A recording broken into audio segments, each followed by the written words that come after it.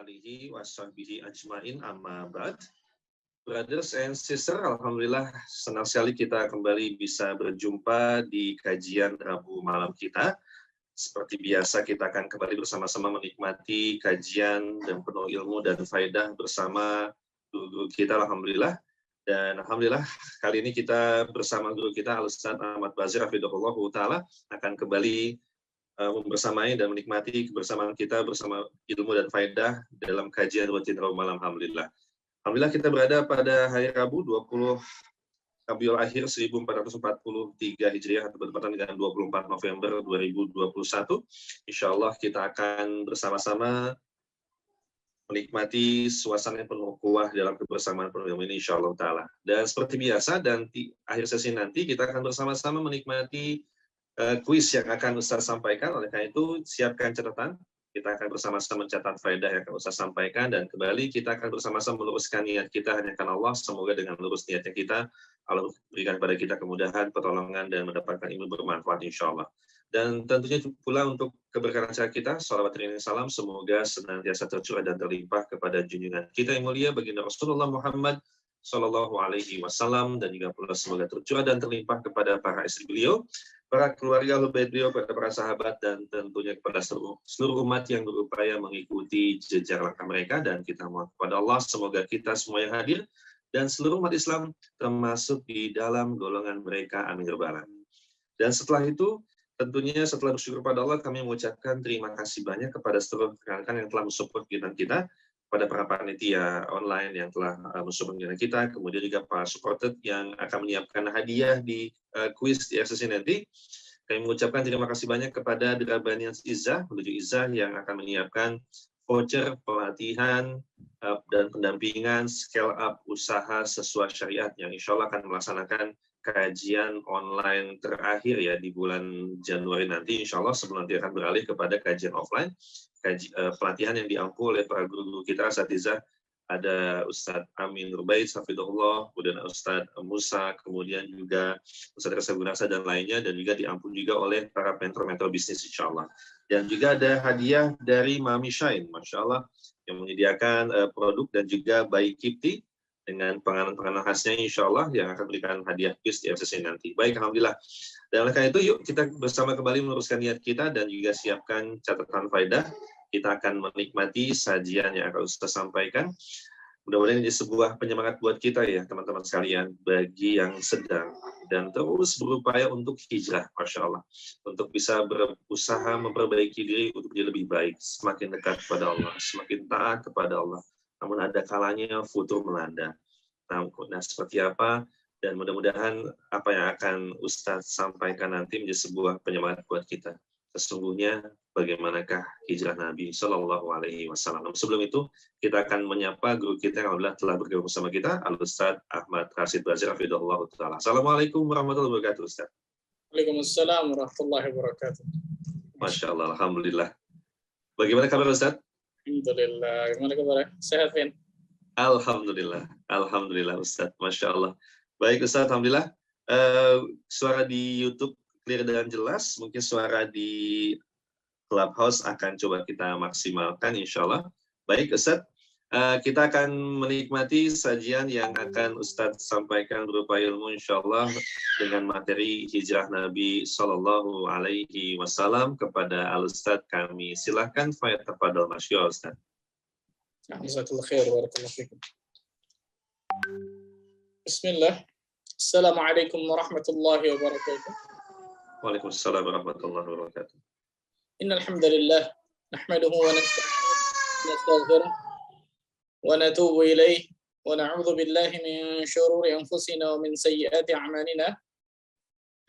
Man yahdihillahu fala mudilla lahu wa man yudlil fala hadiya lahu. Asyhadu an la ilaha illallah wahdahu la syarika lahu wa asyhadu anna Muhammadan 'abduhu wa rasuluh. Salawatullahi wa salamuhu alaihi nabiyyina wa habibina Muhammad sallallahu alaihi wa ala alihi wa sahbihi wasallam. Allah Ta'ala fi kitabihil karim, ya ayyuhalladzina amanu taqullaha haqqa tuqatih wa la tamutunna illa wa antum muslimun, amma ba'd. Ikhwani wa akhwati fiddin, rahimani wa rahimakumullah, saudara-saudariku sekalian, yang mudah-mudahan Allah Azza wa Jalla berikan keberkahan dalam kehidupannya. Alhamdulillah kita bersyukur kepada Allah Tabaraka wa Ta'ala atas segala limpahan karunia, atas segala limpahan rahmat, atas segala limpahan nikmat, hidayah, inayah, taufik, fadl yang Allah curahkan, Allah berikan kepada diri kita semua. Sehingga pada kesempatan malam hari yang berbahagia ini, walillahil hamd, atas segala kenikmatan karunia yang Allah limpahkan berikan kepada diri kita bersyukur kepada Allah. Allah masih terus limpahkan berbagai macam nikmatnya kepada kita, sehingga kita dapat mengikuti kajian online ini. Mudah-mudahan Allah Azza wa Jalla selalu berikan kemudahan bagi diri kita untuk mendapatkan ilmu yang bermanfaat. Allahumma amin. Salat dan salam semoga tercurah kepada Nabi kita Muhammad sallallahu alaihi wasallam, Nabi akhir zaman, Nabi yang telah membawa kita dari zaman kejahilian, dari zaman kebodohan, dari zaman keterasingan akan ilmu menuju zaman yang terang benderang akan ilmu syar'i, itu zaman as-sunnah. Masyarakat muslimin dan muslimat rahimani wa rahimakumullah, tema yang insyaallah taala kita akan bahas pada kesempatan berbahagia ini tentang sirah. Antum kalau sirah biasanya senang masyaallah. Kenapa? Dengerin cerita. Tapi baik-baik tidur ya. Jangan bobok nih masyaallah. Karena cerita yang akan kita bahas ini bukan seperti dongeng yang didongengkan oleh orang-orang kan gitu, tidak. Tapi cerita yang satu ini adalah kisah perjalanan hidup manusia terbaik yang pernah menginjakkan kakinya di atas muka bumi ini, yaitu Nabi Muhammad SAW. Bahkan satu bab ini tentang hijratul Rasul SAW, tentang hijrahnya Nabi Muhammad SAW ini dijadikan oleh Umar bin Khattab radhiyallahu taala anhu arda ketika beliau jadi khalifah. Tahun ketika Nabi SAW hijrah dari Mekkah ke Madinah, dijadikan itu tahun pertama Hijriyah. Tahun pertama apa? Hijriyah. Kenapa? Karena momen hijrah ini momen suatu peristiwa yang luar biasa besarnya dalam Islam. Suatu peristiwa yang sangat luar biasa besar dan agung dalam Islam, subhanallah. Makanya ada salah satu ulama yang sampai mengatakan kalau seandainya para sahabat yang di Mekah itu 13 tahun digembleng oleh Nabi Shallallahu Alaihi Wasallam untuk mentauhidkan Allah, beribadah hanya kepada Allah dan lain sebagainya. Ketika disuruh hijrah, ternyata mereka tidak hijrah, itu nggak ada apa-apanya berarti iman mereka sebelumnya. Yang saking luar biasa tentang masalah apa? Hijrah. Sebelumnya, ikhwan, kita akan sebutkan dulu faktor yang menjadikan Nabi Shallallahu Alaihi Wasallam itu hijrah. Karena kita tahu bersama, sebelum Nabi Shallallahu Alaihi Wasallam dan para sahabatnya hijrah ke Madinah, pada hakikatnya para sahabat dan juga Nabi sudah pernah hijrah. Contoh, para sahabat hijrah 2 kali, betul ya? Kemana? Ke Habasyah, yang dipimpin oleh Ja'far ibn Abi Thalib. Kemudian Rasul Shallallahu Alaihi Wasallam juga pernah keluar, itu hijrah ke Taif untuk mencari apa? Tempat di mana tempat tersebut aman dan bisa Rasul Shallallahu Alaihi Wasallam menyampaikan dakwah, membina umat di tempat tersebut. Nah, itu tentang masalah hijrah. Nah, sebelum Nabi Shallallahu Alaihi Wasallam hijrah ke Madinah, ternyata sudah ada beberapa tempat tadi, Habasyah, Taif dan lain sebagainya. Tapi ternyata Allah Azza wa Jalla setelah menginginkan kota Madinah yang dulunya namanya Yathrib menjadi pusat dakwah Nabi Shallallahu Alaihi Wasallam. Makanya Al-Madinah An-Nabawiyah, kota Nabi Shallallahu Alaihi Wasallam itu Madinah, insyaallah. Nah, kita akan sebutkan dulu faktor penyebab hijrah. Apa saja sih faktor-faktor yang menjadi pemicu hijrahnya kaum muslimin dan juga Nabi kita Muhammad Shallallahu Alaihi Wasallam dari Mekkah? Ada beberapa faktor. Yang pertama jelas apa? Karena adanya siksaan, tekanan, intimidasi dari kafir Quraisy. Jelas ini, subhanallah. Penyebab hijrah yang pertama ini jelas, subhanallah. Bagaimana kita tahu bersama, para sahabat terutama diintimidasi, mendapatkan siksaan, mendapatkan tekanan, bahkan sebagian dari mereka ada yang kemudian meninggal, seperti apa? Keluarga Yasir, Sumayyah, dan lain sebagainya. Ini jelas yang pertama, subhanallah. Kita juga ketahui bagaimana kisah Bilal bin Rabah yang disiksa oleh tuannya, na'udzubillah min dzalik. Begitu juga Khabbab ibn Ard yang disiksa oleh tuannya. Dan luar biasa banyaknya para sahabat yang mendapatkan siksaan. Hatta Nabi Muhammad SAW mendapatkan perlakuan yang tidak baik. Rasul SAW pernah ditaruh apa? Kotoran unta ketika beliau sujud. Rasul SAW pernah dilempari oleh kotoran unta dan macam-macam, subhanallah. Bahkan yang terakhir Rasul SAW ingin dibunuh oleh orang-orang Quraisy tersebut, subhanallah. Jadi faktor yang pertama jelas karena apa? Penyiksaan, penindasan, intimidasi yang dilakukan oleh kaum Quraisy kepada para sahabat dan juga kepada Nabi kita Muhammad SAW, terutama para sahabat. Karena kita itu bersama Rasul SAW dilindungi oleh kabilahnya, Bani Hashim. Yang lain sahabat-sahabat yang lemah, ternyata dari mereka banyak yang kemudian diintimidasi. Yang kedua, faktor yang kedua kata para ulama, adanya kekuatan yang akan membantu dan melindungi dakwah. Dari mana itu? Dari luar kota Mekah, dari suku Aus dan juga Khazraj, yang namanya kaum Ansar. Ketika Nabi SAW datang ke kota Madinah, dirubah namanya jadi kaum apa? Kaum Ansar. Begitu juga Allah menamakan kaum Ansar. Nah, kita tahu bersama sebelum kisah hijrahnya Nabi SAW ini sudah terjadi dua bai'at. Bai'atul Aqabatil Ula wa Bai'atul Aqabatil Thaniyah. Bai'at Aqabah yang pertama dan Bai'at Aqabah yang kedua. Bai'at itu apa? Pengucapan ikrar janji kepada Rasul SAW. Mereka akan menyembah Allah, mereka akan sholat, mereka tidak akan zina, mereka tidak akan mencuri, mereka akan membantu melindungi dakwah Nabi SAW dan seterusnya. Dan yang menarik adalah orang-orang suku Aus dan juga Khazraj yang namanya Ansar, kaum Ansar, mereka mengetahui Nabi Muhammad SAW itu dari orang-orang Yahudi. Kalau antum baca Al-Hafidz Ibnu Katsir rahimahullahu taala menyebutkan tidak ada satu penjuru atau jadi satu pelosok di negeri Arab kecuali mereka tahu tentang Nabi kita Muhammad SAW dari pendeta Yahudi. Dari mana itu? Pendeta Yahudi, subhanallah. Jadi orang-orang Yahudi di kota, terutama di kota Madinah, karena sebelum Nabi SAW sampai ke kota Madinah sudah ada orang Yahudi di sana, betul ya? Karena mereka tahu kota itu akan menjadi kota terakhir Nabi SAW. Nabi yang terakhir maksudnya. Nah, orang-orang Yahudi sering ngomong kepada suku Aus dan Khazraj, nanti akan datang Nabi yang terakhir, Nabi yang dari suku kami akan memenangkan peperangan dengan kalian. Kami akan menghancurkan kalian semua dengan Nabi tersebut. Suku Aus dan Khazraj tahu nih bahwa Nabi ini akan ada nih. Maka ketika mereka datang dari Madinah kemudian ke Mekah, yang tujuan intinya sebenarnya untuk haji, karena mereka walaupun musyrik mereka haji, walaupun haji mereka itu recording in progress, mereka campur-campur dengan kesyirikan. Nah, ketika mereka datang, mereka ketemu nih, yo ini orang-orang yang mengaku Nabi, ini berarti yang dibilang orang Yahudi nih. Ini yang dibilang oleh sahabat, orang-orang Yahudi nih. Maka kita beriman sebelum Yahudi itu beriman. Subhanallah. Allah Azza wa Jalla angkat berikan izzah kemuliaan agama kita ini terkadang dari orang-orang fajir di antara kalian, kata Nabi SAW. Subhanallah. Nah, ketika orang-orang Ansor ini, itu suku Aus dan Khazraj, melakukan baiat Aqabah yang pertama, yang kedua, diantaranya isinya untuk membantu Nabi SAW, melindungi Nabi SAW dengan dakwah Islam ini, maka berarti ada apa?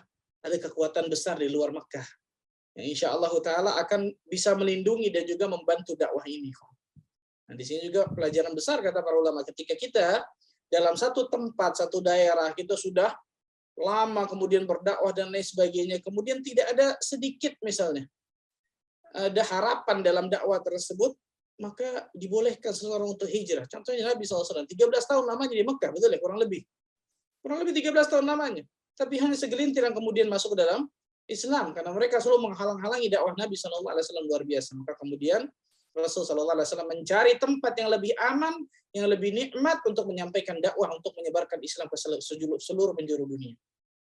Ini yang kedua, adanya kekuatan yang membantu melindungi dakwah Nabi dari kaum Ansar, itu dari suku Aus dan juga Khazraj. Yang ketiga, para pembesar Quraisy dan sebagian masyarakat Mekah menganggap Rasul SAW itu pendusta. Nggak mempercayai Nabi SAW tuh. Padahal mereka tahu Rasul SAW orang yang jujur, Mereka tahu Rasul sallallahu alaihi wasallam orang yang amanah. Nanti kita bahas tentang masalah ini nih, subhanallah. Ada cerita yang menarik tentang masalah ini, subhanallah. Nah, orang-orang pembesar Quraisy, sebagian besar masyarakat Mekah menganggap Nabi SAW mendusta dengan menyematkan julukan-julukan kepada Nabi kita Muhammad SAW dengan julukan yang tidak benar kepada Nabi kita. Tukang sihir, orang yang terkena sihir, orang gila, kan gitu. Penyair yang gila, dan lain sebagainya.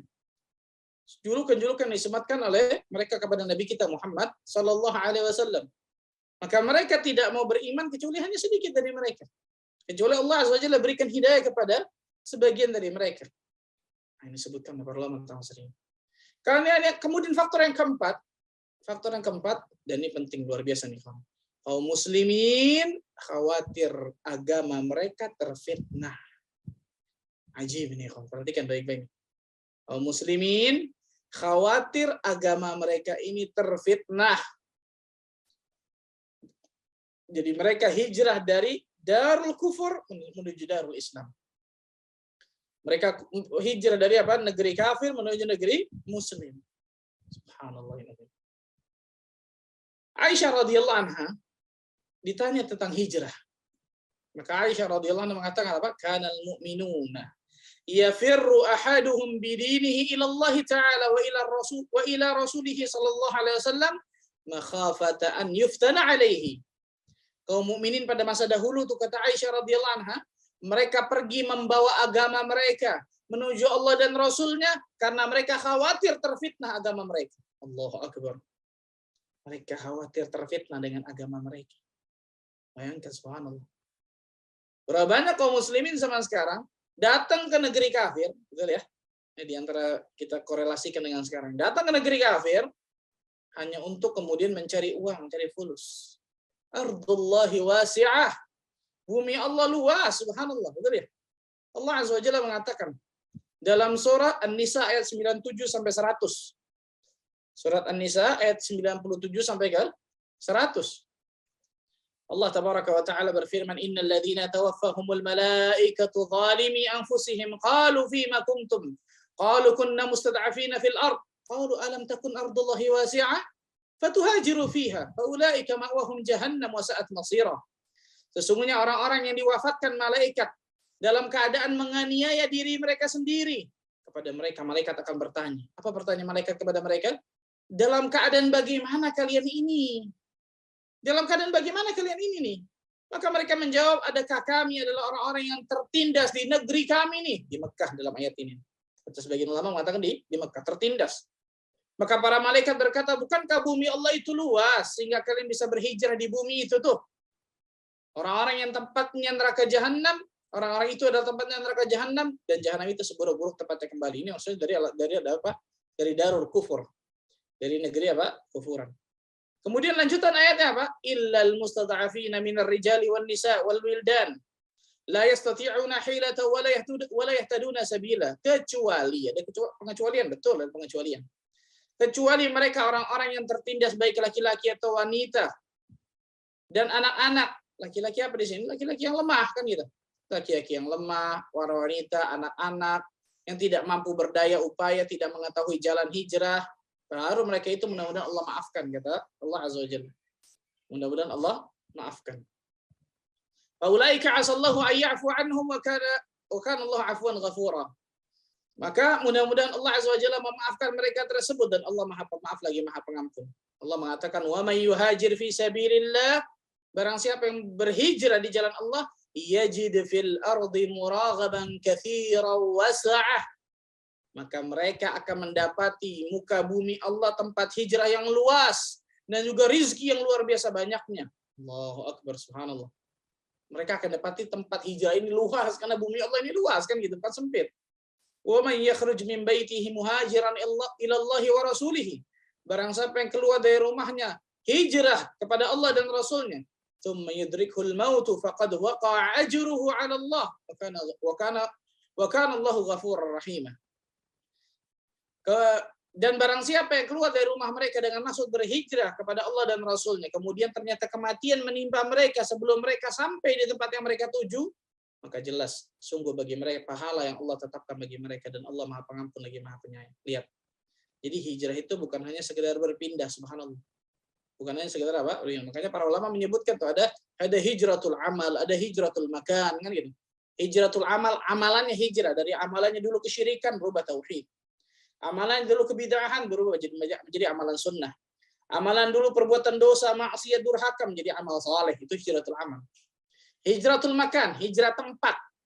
Makan, dari kata-kata al-makan, tempat. Dari mana? Dari negeri kafir menuju negeri muslim. Dari negeri yang penuh dengan kemaksiatan, durhaka menuju negeri yang penuh dengan kebaikan, ketaatan kepada Allah. Itu hijratul makan, kan gitu. Maka berapa banyak kaum muslimin zaman sekarang untuk mendapatkan uang fulus, kemudian mereka datang ke negeri-negeri kafir. Bayangkan. Rasulullah SAW mengatakan apa? Ana bari'un min kulli muslimin yuqimu azhuri bainal musyrikin. Aku berlepas diri, kata Nabi. Ada bari. Bayangkan, aku, kata Nabi SAW, berlepas diri kepada kaum muslimin yang tinggal di tengah-tengah kaum kafirin. Bayangkan. Makanya hukum asal tinggal negeri kafir apa? Tidak dibolehkan, kata para ulama, kecuali ada maslahat-maslahat tertentu yang memang itu maslahat yang jelas, subhanallah, masalah tersebut. Ala kulli hal, kita kembali nih ke hijrah. Nah, ini di antara 4 faktor yang disebutkan oleh para ulama tentang mengapa kaum muslimin pada saat itu berhijrah. Pertanyaannya, mengapa milih Madinah? Betul ya? Kenapa ke Madinah? Kenapa bukannya ke yang lain? Jawaban yang pertama, karena ternyata nas-nas dalam hadis menunjukkan bahwa Madinah tersebut sudah pilihan Allah. Nah, Rasulullah SAW menyebutkan ra'aitu fil manami anni uhajiru min Makkah ila ardi biha nakhlun. Aku bermimpi, kata Nabi SAW, mimpinya Nabi dan Rasul adalah wahyu. Aku bermimpi berhijrah, pindah dari Makkah ke tempat menuju yang banyak pohon kurmanya. Ya, yang banyak apa? Pohon kurmanya. Fadhahaba wa halli ila annaha al-yamamah. Maka aku mengira tempat itu Yamamah, karena di daerah Jazirah Arab pada saat itu yang banyak pohon kurmanya itu banyak. Ada Yamamah, ada kemudian Khaybar, ada kemudian Hajar, Ahsa, dan lain sebagainya. Maka Nabi menyangka itu Yamamah atau itu Hajar. Fa idza hiya al-Madinah Yathrib. Tapi ternyata tempat tersebut adalah Madinah atau Yathrib. Dalam riwayat ini disebutkan inni uritu dara hijratikum ra'aitu dzata nakhlin baina labatain hajaratain. Aku diperlihatkan negeri hijrah kalian, kata Nabi SAW. Apa itu negeri hijrah Nabi SAW? Yaitu suatu negeri yang memiliki pohon kurma, yang banyak pohon kurmanya, dan di antara 2 harah. Di antara 2 apa? Di antara 2 harah. Apa itu harah? Harah itu padang batu, ikhwan. Jadi batu-batu, kalau antum dari Madinah ke Mekah atau Mekah ke Madinah naik mobil biasa umroh, antum ke kanan kiri lihat biasa ada bukit batu, padang-padang batu, betul ya? Nah, Madinah itu ya kawan, antara 2 harah, harah syarqiyah dan harah gharbiyah disebutkan kata para ulama sirah. Harah syarqiyah dari padang batu atau bebatuan yang ada di syarqiyah di timur, dan harah gharbiyah dan padang batu yang ada di daerah barat. Padang batu yang ada di daerah barat. Itu makanya disebutkan Nabi SAW antara dua harah. Jadi yang pertama, jawaban yang pertama, kenapa ke Madinah? Itu sudah pilihan Allah Tabaraka wa Ta'ala. Itu jawaban pertama jelas. Dari mimpi Nabi SAW dan lain sebagainya. Yang kedua lihat, ini hikmah tersendiri kenapa Allah Azza wa Jalla pilih Madinah, luar biasa. Madinah itu tadi saya katakan, Madinah di tengah ini, di timur dan barat ini ada tadi harah, padang batu yang orang nggak bisa masuk ke situ, ya. Zaman dulu ya, bukan zaman sekarang bisa pakai pesawat, enggak. Kalau orang ingin menyerang Madinah, satu kaum ingin menyerang Madinah, nggak mungkin lewat barat dan timur tuh nggak mungkin, mustahil. Karena di barat dan timur ini tadi ada harah, ada padang batu yang sangat luar biasa, yang sangat banyak, yang tidak bisa pasukan itu berkuda ataupun unta lewat situ, nggak mungkin bisa. Kemudian di daerah selatannya Madinah ini tadi apa itu? Pohon kurma yang luar biasa lebatnya. Jadi satu pohon kurma dengan pohon kurma yang lain sangat berdekatan, lebat luar biasa, subhanallah disebutkan.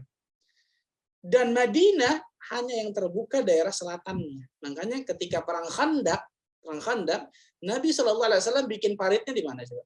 Apakah kemudian dikelilingi semua Madinah? Enggak, daerah selatan doang. Hanya daerah selatan aja. Kenapa? Karena dari timur dan barat nggak mungkin pasukan musuh masuk. Begitu juga dari apa? Dari arah utara nggak mungkin pasukan itu masuk. Kenapa? Karena ada pohon kurma yang sangat luar biasa lebat, dari padang pohon kurma yang sangat luar biasa lebat. Jadi satu daerah aja. Makanya Nabi SAW membuat khandak hanya di satu daerah tersebut. Itu di daerah apa? Daerah utara disebutkan. Nah, di sini juga di antara hikmah, subhanallah. Allah Azza wa Jalla jadikan. Kemudian selanjutnya, kenapa pilih Madinah? Kenapa kemudian Allah takdirkan Madinah? Di Madinah ada dua suku, Aus dan juga Khazraj. Yang dua suku ini aslinya sebenarnya adalah saudara kandung, tapi mereka terlibat pertikaian perang saudara ratusan tahun lamanya. Disebutkan dalam riwayat sampai 120 tahun. 120 tahun kerjaannya perang. Berarti orang di Madinah, suku Aus dan juga Khazraj itu ahlul harb, ahlul qital, orang yang terbiasa berperang. Orang terbiasa apa? Berperang. Allah Azza wa Jalla jadikan Nabi kita Muhammad sallallahu alaihi wasallam dikelilingi, dilindungi orang-orang yang memang terbiasa untuk apa? Berperang, Masya Allah. Kemudian selanjutnya pula kata para ulama, kenapa Madinah? 5 atau 4 tahun sebelum Nabi sallallahu alaihi wasallam hijrah ke Madinah, ada namanya Yaumul Bu'ats. Ada namanya apa? Yaumul Bu'ats, hari perang Bu'ats. Apa itu perang Bu'ats? Perang Bu'ats ini adalah perang antara suku Aus dan juga Khazraj yang sangat luar biasa besar nih. 4-5 tahun sebelum Nabi hijrah nih. Dan menewaskan banyak pembesar-pembesar orang-orang di Madinah, suku Aus dan juga Khazraj. Kecuali satu orang. Pembesar di Madinah itu kecuali satu orang yang nggak mati pada saat itu. Siapa itu? Abdullah bin Ubay bin Salul. Yang jadi gembong ketua munafikin di kota Madinah. Itu yang nggak meninggal pada saat Yaumul Bu'ats. Jadi para ulama mengatakan Allah Tabaraka wa Ta'ala menyediakan Madinah, tanda kutip ya, terjadinya perang Bu'ats ini sebenarnya untuk apa? Untuk Nabi SAW hijrah ke Madinah, kemudian dengan leluasannya menyampaikan dakwah di kota Madinah. Kenapa? Karena ketika di Mekah, para pembesar Mekah menghalangi dakwah Nabi. Betul ya? Kalau di Madinah ternyata para pembesar menghalangi juga, repot juga sama seperti di Mekah. Allah Azza wa Jalla takdirkan 4-5 tahun disebutkan oleh Hafidz Ibnu Hajar Al-Asqalani, ada Yaumul Bu'ats tadi itu 4-5 tahun sebelum Nabi SAW hijrah ke Madinah, ada perang Bu'ats ini yang menewaskan banyak dari pembesar-pembesar apa? Suku Aus dan juga Khazraj. Nah, dan ternyata ada hikmahnya besar sehingga pembesar-pembesar tersebut yang memang tidak menyukai Islam, tidak menyukai Nabi Muhammad, ternyata apa? Meninggal pada peperangan tersebut. Ini disebutkan oleh sebagian ulama di antara hikmah-hikmah yang menjadikan kenapa kok di Madinah bukan yang lain, subhanallah. Nah, itu disebutkan oleh para ulama tentang masalah ini. Kemudian ikhwani wa akhwati fid din rahimani wa rahimakumullah. Kita mulai dengan cerita Nabi SAW hijrah. Kita tahu bersama Rasul SAW itu terbiasa ketika di Mekah setiap hari selalu ke rumah Abu Bakar. Setiap hari selalu ke rumah siapa? Abu Bakar As-Siddiq. Bahkan Nabi SAW terkadang 2 kali ke rumah Abu Bakar, pagi dan juga sore. Pagi dan juga sore. Ini menjadi dalil kata para ulama, dibolehkan seseorang untuk bertemu secara intens, secara sering ketika memang ada maslahat di dalamnya. Contoh, membicarakan masalah dakwah. Membicarakan masalah dakwah luar biasa kan gitu. Membicarakan masalah agama ini dan sebagainya. Karena memang yang sunnah ketika kita mengunjungi teman kita, saudara kita, jangan sering-sering kan gitu ya. Dan sering-sering ditakutkan akhirnya ngobrol ini masalah gibahin orang, ujung-ujung kalau sering-sering gitu ya, kehabisan topik gibahin orang gitu. Tapi kalau ada lil maslahat, kan ada dakwah, kan ada suatu tugas dan lain sebagainya, maka ini dibolehkan. Nah, Nabi SAW setiap hari itu ke rumah Abu Bakar Siddiq. Rasul Shallallahu Alaihi Wasallam ternyata pada suatu waktu datang ke rumah Abu Bakar pada waktu yang tidak biasa. Dan disebutkan mutalathiman. Mutalathiman itu pakai apa? Pakai apa mutalathiman? Bukan pakai topeng, pakai apa? Pakai pengikat, dia penutup wajah. Pakai penutup apa? Wajah, bukan topeng ya. Pakai penutup wajah dengan sorbannya, mutalathiman. Abu Bakar As-Siddiq sebelum ini memang selalu meminta kepada Nabi SAW untuk hijrah ke Madinah. Karena ternyata sudah banyak orang-orang atau para sahabat yang sudah hijrah ke Madinah. Banyak sahabat yang hijrah dari Abu Salamah, dari Mus'ab bin Umair, dari Abdullah ibn Umi Maktum, dari Umar bin Khattab dengan 20 orang dan lain sebagainya. Sudah banyak yang hijrah. Abu Bakar minta izin kepada Nabi untuk hijrah. Kata Rasulullah, jangan Abu Bakar. La'alla sahib. Aku berharap engkau menemaniku dalam hijrah. Jadi Rasulullah SAW berharap Abu Bakar yang menemani Nabi SAW ketika berhijrah. Sehingga kota Mekah yang tadinya ada kaum muslimin, kok sepi nih dari kaum muslimin, maksudnya sepi dari kaum muslimin. Karena kota Mekah itu kan kecil zaman dulu. Ketika orang 100 saja hilang, itu akan kelihatan tuh. Bulan kemana, kan gitu. Nah, ketika mereka tahu mereka hijrah ke Madinah. Wah, ini tinggal dikit nih kaum muslimin nih. Kayaknya sebentar lagi Nabi akan hijrah nih, kata kaum kafir Quraisy. Maka ternyata benar, Allah Azza wa Jalla menurunkan perintah kepada Nabi kita Muhammad SAW untuk apa? Hijrah ke Madinah. Untuk hijrah ke Madinah. Maka tadi siang-siang hari Rasul SAW datang ke rumah Abu Bakar As-Siddiq radhiyallahu anhu mutalathiman dengan memakai penutup wajah. Kemudian siang hari. Kemudian apa? Siang hari. Ini waktu yang nggak biasa, kata Aisyah radhiyallahu anha yang meriwayatkan hadis ini. Maka kemudian Nabi SAW mengatakan yang di luar adalah Rasulullah SAW. Maka kemudian Abu Bakar keluar menyapa Nabi SAW. Kemudian Nabi mengatakan kepada Abu Bakar, akhrij man indak ya Abu Bakar. Keluarkan orang yang ada di rumahmu wahai Abu Bakar. Maka Abu Bakar mengatakan, di rumahku ini tidak ada kecuali keluargamu wahai Nabi. Siapa itu? Aisyah dan juga Asma. Dua-duanya muslimah kan gitu. Di sini dalil menunjukkan Nabi SAW nggak tahu yang gaib. Betul ya? Kalau Nabi tahu yang gaib, ngapain? Akhrij man indak. Keluarkan yang di dalam wahai Abu Bakar. Nabi menyangka ada orang di rumah Abu Bakar selain dari keluarga Abu Bakar gitu. Akhrij man indak ya Abu Bakar. Keluarkan orang yang ada di dalam wahai Abu Bakar. Siapa? Kenapa? Karena ini ada perintah penting di sini maksudnya. Nabi ingin menyampaikan bahwa kita dibolehkan hijrah nih. Ada misi penting luar biasa. Maka Abu Bakar mengatakan tidak ada kecuali keluargamu juga wahai Nabi SAW, Aisyah dan Asma. Nah, maka kemudian Rasulullah SAW masuk, Rasul menyampaikan, wahai Abu Bakar, sesungguhnya telah datang kepada kita perintah untuk hijrah ke Madinah. Maka bersiaplah. Dan dari sini kemudian Rasul SAW pulang ke rumahnya. Subhanallah, kalau antum lihat ya, kalau antum baca bagaimana taktik dan strategi Nabi SAW dalam hijrah ini luar biasa. Antum akan lihat bagaimana Allah Azza wa Jalla berikan taufik tersendiri akan kecerdasan Rasul SAW ini. Dan dari sini pula kata para ulama, hikmah besar yang bisa diambil apa? Rasul SAW hijrah ke Madinah bukan pakai buruk, bukan matanya celing nyampe Madinah, enggak. Ada usahanya, kan gitu. Ada usahanya, menggabungkan dengan tawakal kepada Allah Azza wa Jalla dengan strategi yang luar biasa matangnya, bagusnya. Ini ada orang ngaku sholat Jumat di Mekah. Keke nih, subhanallah, na'udzubillah min dzalik. Astagfirullah. Pulang bawa korma dari mana itu? Subhanallah. Ini gimana? Nabi SAW ke Madinah, strategi untuk lihat lagi strategi luar biasa, subhanallah. Naik unta dan lain sebagainya dengan strategi yang luar biasa. Perjalanan maut ini, ikhwan. Perjalanan maut nggak sembarangan nih. Kalau ketangkep habis selesai. Nggak ada kajian di sini nih kalau ketangkep gitu ya. Nabi SAW ketangkep habis selesai kan gitu. Nabi SAW membuat strategi. Di antaranya apa? Rasul SAW keluar di awal malam. Rasul SAW keluar di awal malam, kemudian datang ke rumah apa? Abu Bakar As-Siddiq radhiyallahu anhu.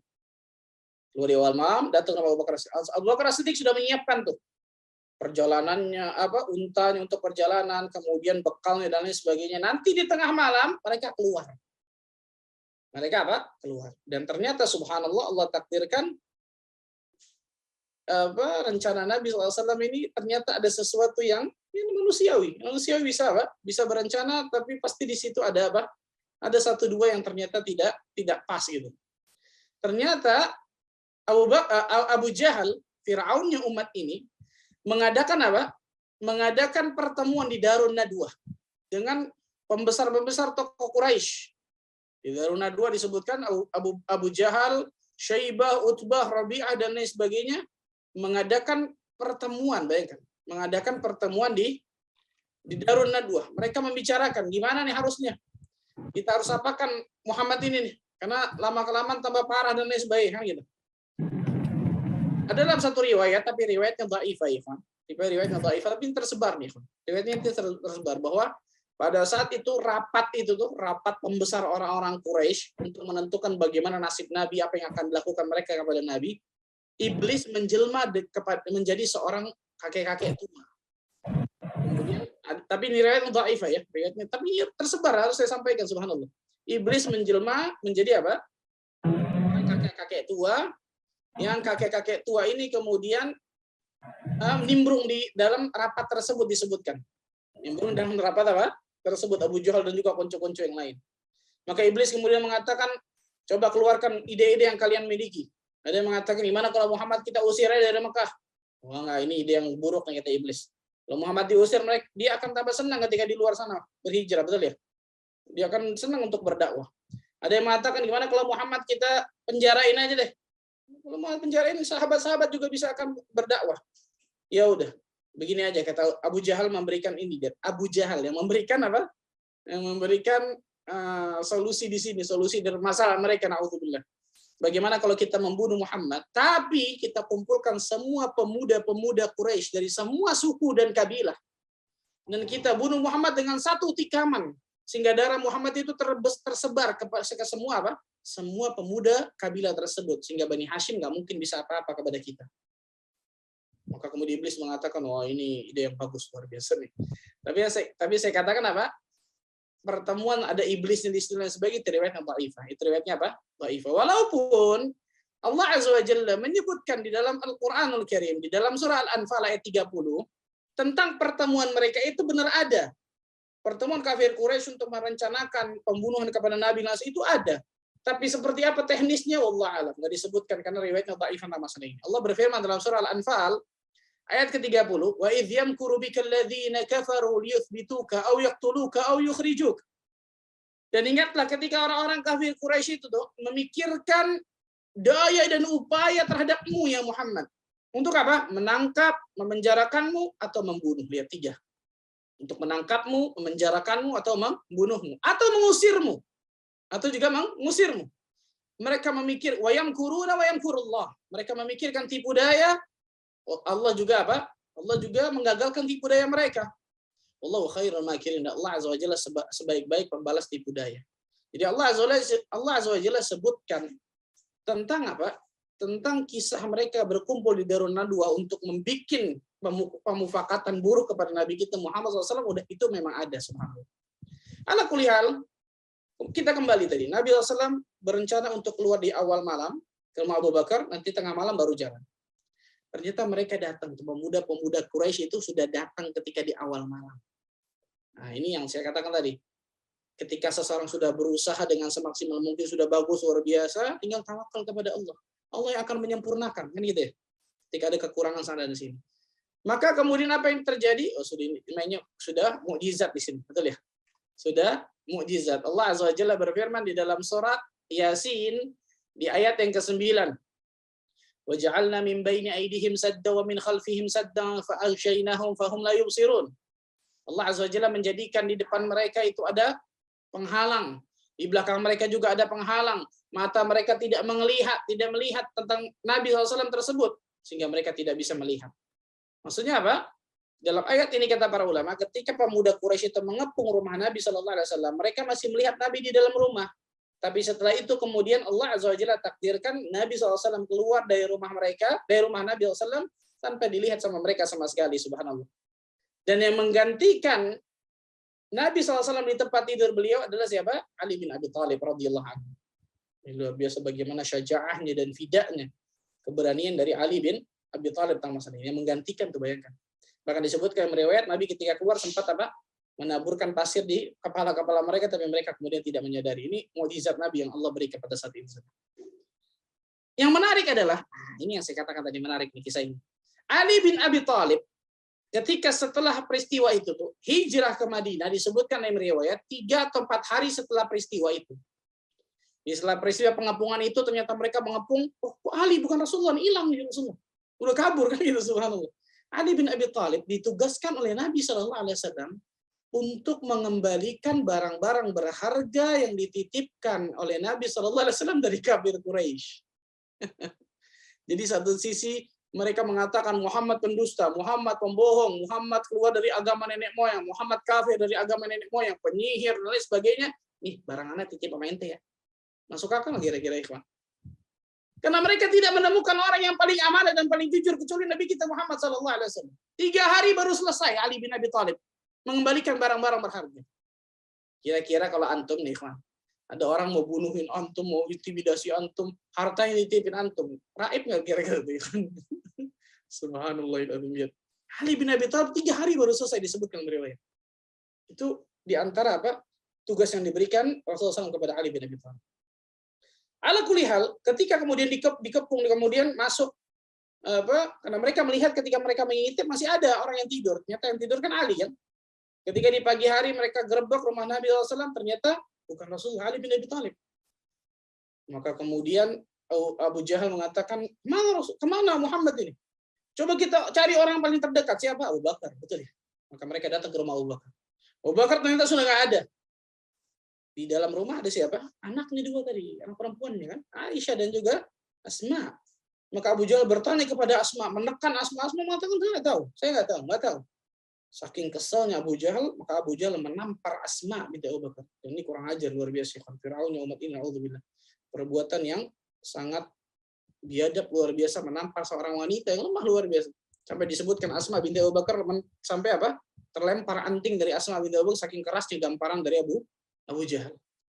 Maka pada saat itu orang-orang Quraisy maka mereka menyadari Muhammad sudah hilang, sudah kabur, berarti sudah hijrah. Maka mereka melakukan sayembara. Siapa yang bisa membunuh atau siapa yang bisa mendatangkan Muhammad hidup ataupun mati, kita akan berikan 100 ekor unta. 100 ekor unta berapa ya? Biar antum tahu nih, 100 ekor unta. Bukan kecil itu ya, subhanallah. 1 unta itu sekarang kalau nggak salah 4.000 real, kalau nggak salah 4.000 real. Kalau 100 berarti berapa? 400.000 real, betul? Antum kali 3.500 per 1 real 3.500 apa 4.500? 1, lebih, betul ya? 1 M lebih, kan? Antum dikasih 1 M lebih atau 2 M lebih, mendatangkan Muhammad hidup atau mati. 100 ekor unta, bayangkan. Sayembara luar biasa kemana-mana tuh, subhanallah. Nabi SAW lihat. Ini diantara apa? Taktik dan strategi Nabi nih. Setelah tadi keluar tengah malam, Nabi SAW bersembunyi dulu di Gua Thur. Jadi nggak langsung ke Madinah, langsung enggak. Tapi Nabi SAW bersembunyi dulu di Gua Thur selama 3 hari lamanya. Rasulullah SAW bersembunyi bersama Abu Bakar di Gua Thur selama 3 hari lamanya. Di Gua Thur itu dari Masjidil Haram, kalau kita dari Masjidil Haram ikhwan ke Jabal, namanya Jabal Nur. Di Gua Thur ada Gua Thur di situ, dan guanya itu masuk ke dalam. Masuk ke dalam. Jadi guanya itu bukan tapi masuk ke dalam. Makanya nanti kita sebutkan masalah ini.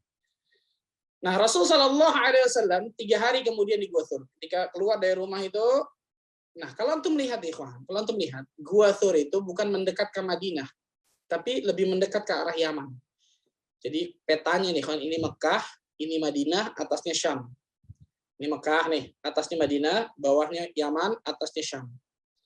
Nah, Rasulullah SAW ketika keluar dari rumah Abu Bakar, bukan langsung ke Madinah, enggak, tapi ke bawah, menuju ke arah Yaman. Gua Thur itu ke situ, sekitar 6-7 kilo dari Masjidil Haram.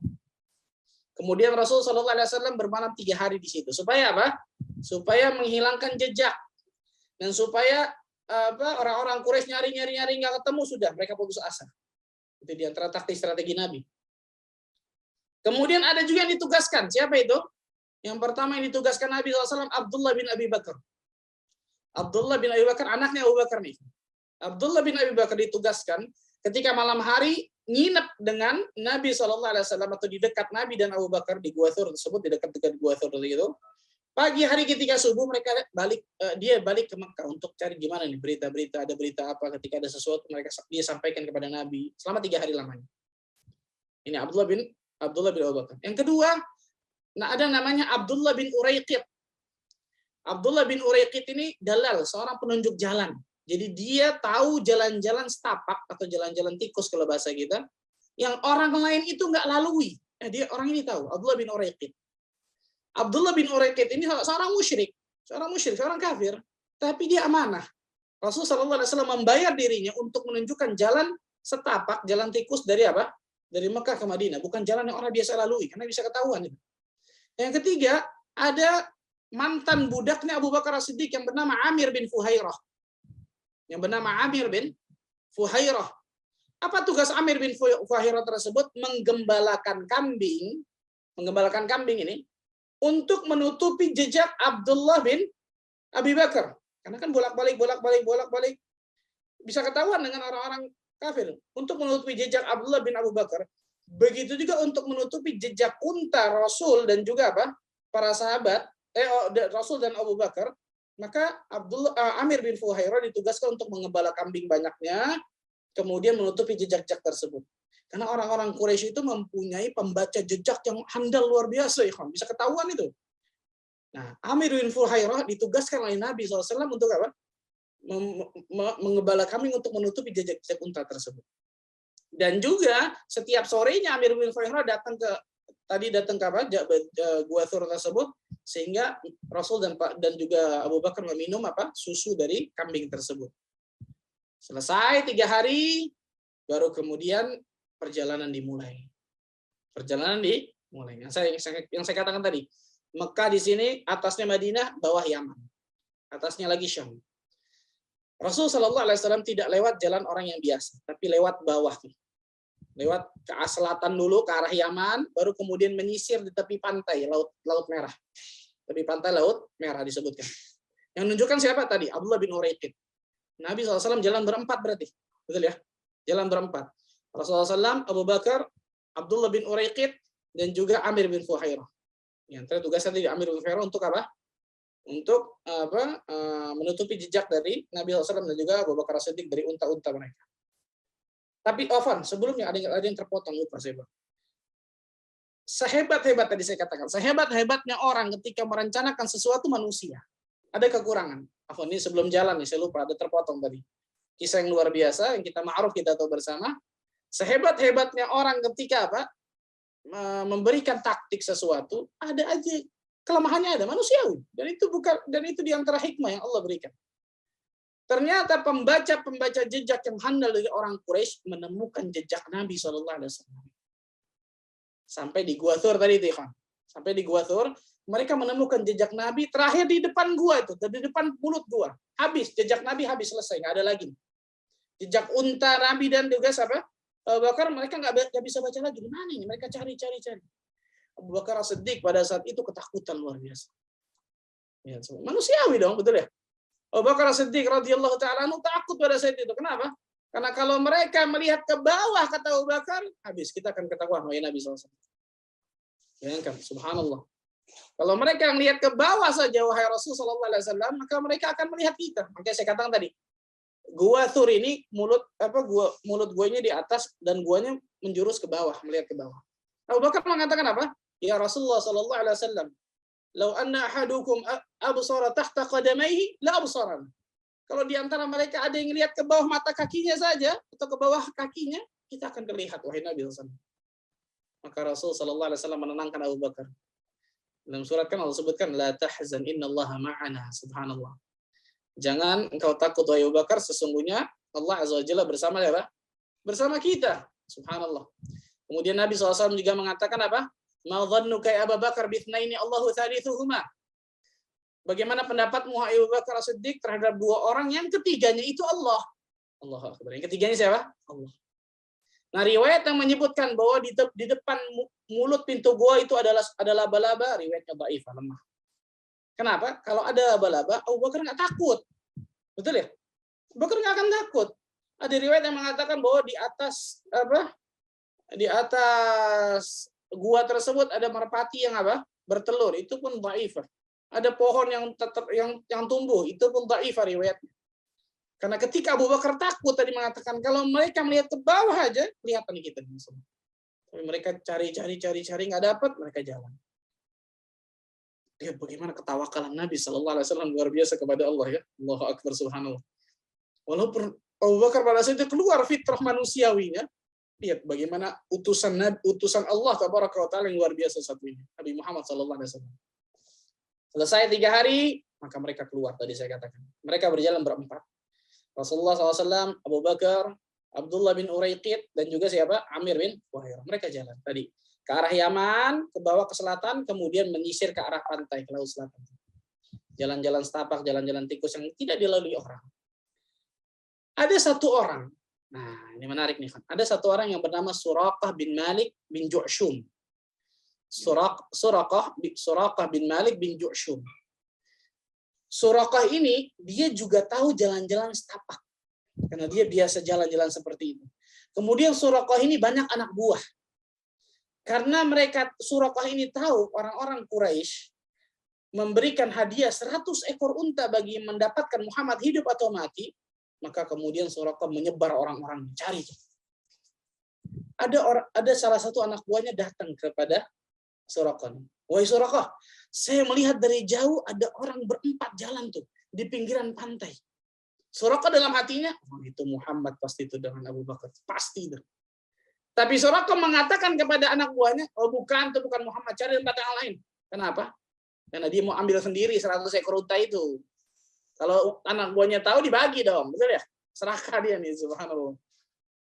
Maka kemudian dia mengatakan selesai, orang itu jalan, saya tenang, saya diam saja. Seakan-akan nggak terjadi apa-apa. Orang itu semua sudah jalan, sudah tenang, dia mengatakan kepada pembantunya, siapkan kudaku, siapkan tombakku, siapkan semuanya. Ada apa wahai fulan? Ada apa wahai tuan? Aku akan jalan. Maka Suraqah jalan mengikuti jalan Nabi SAW tadi, subhanallah. Kemudian Suraqah dari jauh melihat, oh benar. Rasulullah SAW nih, Muhammad ini sama Abu Bakar nih, subhanallah. Suraqah pada saat itu belum muslim. Muhammad dan Abu Bakar, subhanallah. Dari jauh dia memacu kudanya luar biasa, subhanallah. Dan Allah takdirkan kuda itu terperosok ketika dekat dengan Nabi dan Abu Bakar. Keadaan seperti ini kata Suraqah nggak pernah sama sekali terjadi. Karena kita tahu bersama orang-orang Arab jahiliyah terdahulu adalah orang yang luar biasa dalam memainkan kuda. Bahkan ketika berkuda sambil memanah, sambil menombak, itu biasa bagi mereka. Ini kejadian nggak biasa terjadi, kata Suraqah. Kok tiba-tiba kudaku terperosok, subhanallah. Maka dia mengambil apa? Mengambil undiannya, itu undian ansab. Ansab ini syirik nih sebenarnya. Undian dengan ansab ini, subhanallah. Kemudian diundi, maju atau enggak gitu. Ternyata yang keluar enggak. Balik maksudnya, jangan kejar. Kata Suraqah, enggak benar, enggak benar. Kenapa? 100 ekor unta. Betul, hawa nafsunya luar biasa. Dia kejar lagi Nabi Muhammad SAW dan Abu Bakar. Ketika sudah mendekat, terperosok lagi 2 kali. Diambil lagi tadi undiannya, yang keluar. Tidak lagi, jangan jalan, balik. 2 kali, bayangkan subhanallah. Enggak benar. Ini syirik nih, Khan. Undian ini mengundi nasib itu dengan anak panah nih. Itu ansab tuh. Itu syirik. Allah mengatakan, ya ayyuhalladzina amanu innamal khamru wal maisir wal ansab wal azlamu rijsum min amali syaitan fajtanibuhu la'allakum tuflihun. Karena Allah katakan itu kan. Itu ansab itu syirik, tapi pada saat itu dia mengingkari kesyirikan. Kenapa? Ingin dapatkan 100 ekor unta. Maka ketiga kalinya dikejar lagi Nabi SAW. Ketika mendekat lagi, jatuh lagi terperosok udahnya. Kata Suraqah, ini nggak benar. Ini nggak mungkin. Sampai 3 kali, bayangkan subhanallah. Sampai 3 kali subhanallah. Maka kemudian dia ambil lagi kudanya, maka dia katakan berteriak dengan kencang kepada Abi Muhammad dan juga Abu Bakar sehingga terdengar gitu. Jangan takut, aku datang dengan aman, kata dia. Kata Suraqah, jangan kalian takut, aku datang dengan aman. Baru kemudian kudanya jalan dengan tenang, nggak terperosok lagi, subhanallah. Maka kemudian Suraqah bertemu dengan Nabi SAW, Rasulullah SAW meminta untuk apa? Jangan kasih tahu kepada orang. Jangan kasih tahu kepada orang, kemudian sembunyikan kami di sini dan sebagainya macam-macam. Ada sebuah riwayat, tapi riwayatnya dhaifah juga, bahwa Suraqah ini akan memakai gelang-gelang dari Persia. Ma'ruf ini riwayatnya, betul ya? Tapi riwayatnya dhaifah, didhaifkan oleh para ulama. Suraqah ini akan memakai gelang dari gelang Persia, sehingga ketika zaman Umar bin Khattab, Suraqah kemudian benar-benar dipakaikan gelang-gelang dari raja-raja Persia. Tapi ini riwayat yang dhaifah. Yang benar adalah bahkan Umar bin Khattab memasukkan harta-harta dari harta rampasan perang dari Persia tersebut ke Baitul Mal dengan mengatakan ini adalah yang menjadikan kita berselisih. Itu harta maksudnya, subhanallah. Nah, kemudian Abu Bakar As-Siddiq juga sebelum ketika Suraqah ini, Abu Bakar itu selalu di belakang. Melihat ke kanan, melihat ke kiri, melihat ke belakang, dan sebagainya. Selalu takut dengan kondisi Nabi SAW. Dan Nabi SAW selalu berzikir, berdoa kepada Allah, baca Al-Quran, dan lain sebagainya sambil jalan. Sambil kemudian jalan. Nah, ini disebutkan oleh para ulama tentang masalah ini. Sampai sini dulu ya. Yang panjang-panjang. Nanti antum tambah ngantuk nanti, subhanallah.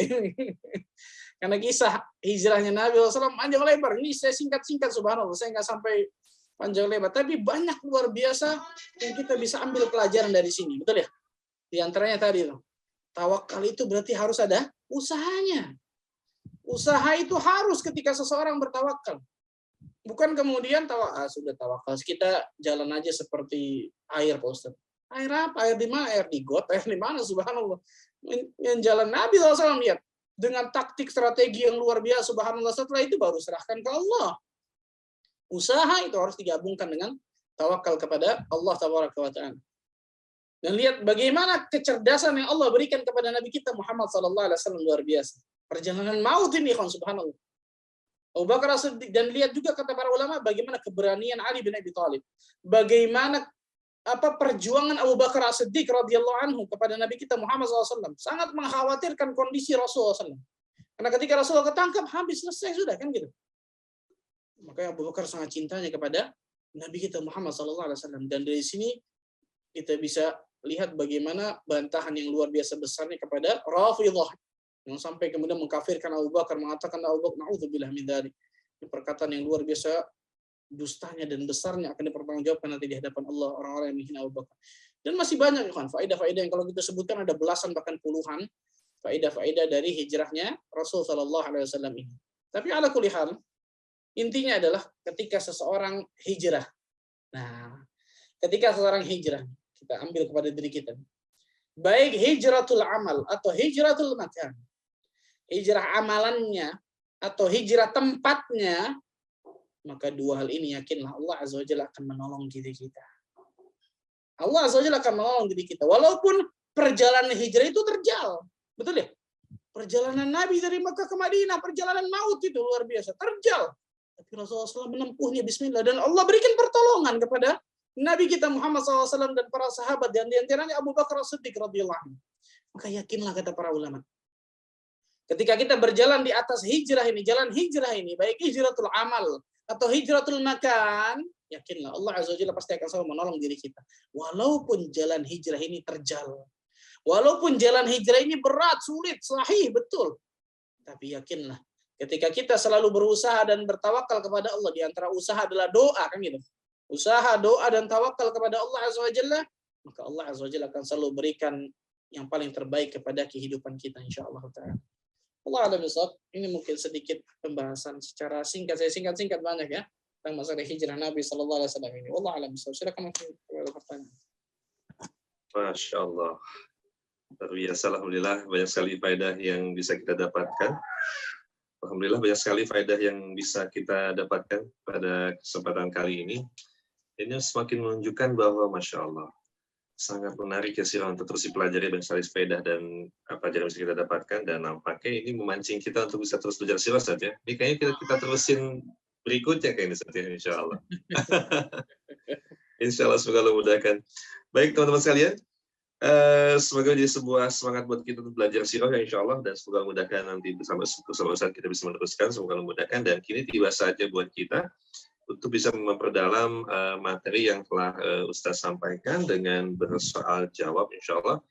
Kesempatan pertama kita akan berikan kesempatan kepada rekan-rekan yang telah bergabung di Clubhouse ya, untuk bisa mengajukan pertanyaan langsung. Silakan, mungkin kita bisa angkat 2 pertanyaan terlebih dahulu. Kang Denny, silakan. Baik, sambil menantikan pertanyaan yang akan masuk, bagi teman-teman yang telah menerima invitation to speak-nya, silakan bisa langsung di-accept.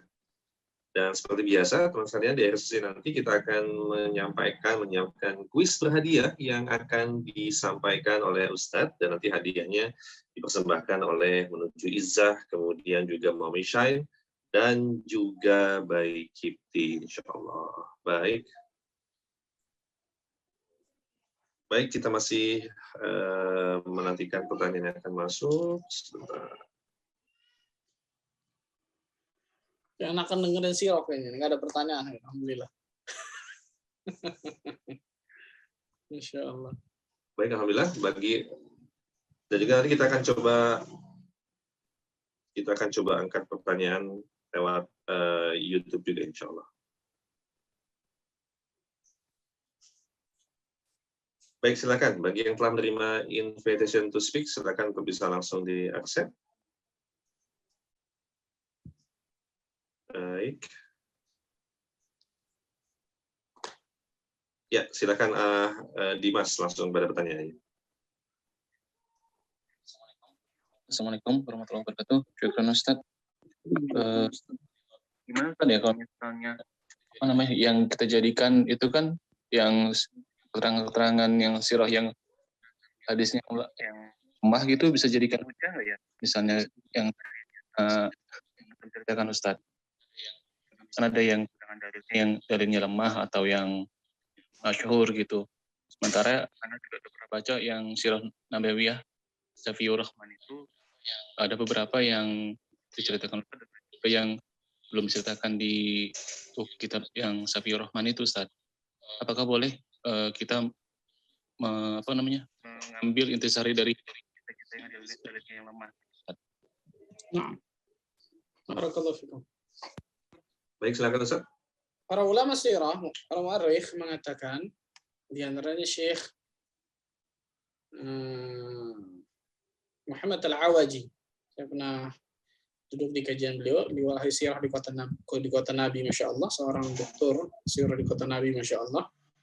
Beliau mengatakan di sini, dalam pembahasan sirah Nabawiyah ini, para ulama tidak sekencang seperti ketika pembahasan hadis. Riwayat yang diteliti oleh para ulama, riwayat yang sirah ini tidak seteliti dan sekencang ketika di dalam hadis, memang betul sahih. Kenapa? Selama itu, perhatikan, selama itu tidak ada yang menyangkut masalah hukum. Selama itu tidak ada menyangkut masalah hukum atau misalnya akidah, keyakinan kan gitu. Itu jelas, kalau yang seperti itu jelas pasti para ulama akan melitinya dengan luar biasa telitinya. Nah, makanya banyak di dalam kisah-kisah sirah Nabawiyah ini hadis-hadis yang dhaif, yang lemah, tapi dhaifnya yasir, dhaifnya lemahnya itu hanya sedikit. Apalagi kalau ternyata banyak turuk, banyak jalan yang banyak riwayat atau banyak jalan yang bisa menguatkan satu dengan yang lainnya. Maka yang seperti ini masih diambil oleh para ulama. Nah, para ulama sirah ya, masih diambil oleh para ulama. Tapi kalau kita bicara tentang masalah muhaditsin, wah, beda itu, subhanallah. Karena kita tahu bersama para muhaditsin itu ya strength luar biasa. Satu ya satu, dua ya dua, kan itu. Nah, tapi sebagian ulama sirah mengatakan, karena kalau benar-benar kita ambil strength benar-benar ulama sirah ini, maka akan sangat banyak luar biasa kisah-kisah Nabi ini yang terpotong-potong, yang hilang-hilang. Kalau ternyata benar-benar sangat teliti dengan jelas, kesahihannya harus benar-benar tingkat tinggi dan lain sebagainya seperti hadis misalnya. Nah, makanya saya langsung dengar langsung dari Syekh Muhammad Al-Awaji tentang masalah ini. Selama itu bukan perkara hukum, kata beliau, selama itu bukan perkara akidah, keyakinan, maka banyak para ulama yang masih tasamuh istilahnya. Masih banyak para ulama sirah terutama ya, yang kemudian masih mengambil, masih yang membolehkan tentang masalah tersebut. Kecuali tadi dhaifnya ternyata mungkin dhaif jiddan, dhaifnya parah kan gitu, atau kemudian tidak ada syawahid lain, jalan yang lain, turuk yang lain untuk menguatkan riwayat tersebut. Nanti yang seperti ini bisa ditinggalkan. Ada satu kitab bagus tentang masalah As-Sirah An-Nabawiyah As-Sahihah. Dr. Akram Al-Umari. Dr. Akram Al-Umari. As-Sirah An-Nabawiyah As-Sahihah. Ada satu buku juga Al-Lu'lu' wal Marjan. Ini 4 jilid bahasa Arab, tapi belum ada bahasa Indonesianya yang lainnya. Kalau itu udah ada bahasa Indonesianya tuh. Dr. Akram Al-Umari, As-Sirah An-Nabawiyah As-Sahihah sudah ada. Tapi kalau Al-Lu'lu' Marjan nggak ada, belum ada bahasa Indonesianya. Ada juga bahasa Indonesianya ada, nggak tahu kalau sekarang. Kalau dulu perisai Quran yang menerjemahkan Dr. Mahdi Rizqullah Ahmad. Ini yang jadi muqarrar di Jamiah Islamiyah nih, yang kita pelajari Al-Masadir Al-Asliyah nih, tentang Dr. Mahdi Rizqullah Ahmad. Dan bagus juga Rahkil Maktum, bagus luar biasa, di antara pemenang juara Nobel dan sebagainya. Nah, beliau masih membawakan banyak hadis-hadis yang memang bisa dikatakan masih ditolerir oleh sebagian ulama mu'arrikh, para ahli sirah tentang masalah itu. Allah alam bisawab. Intinya adalah para ahli sirah tentang masalah sanad dalam masalah kisah sirah ini tidak se-strength, tidak sekencang pada muhaditsin, apalagi perkara-perkara hukum tertentu. Allah alam bisawab.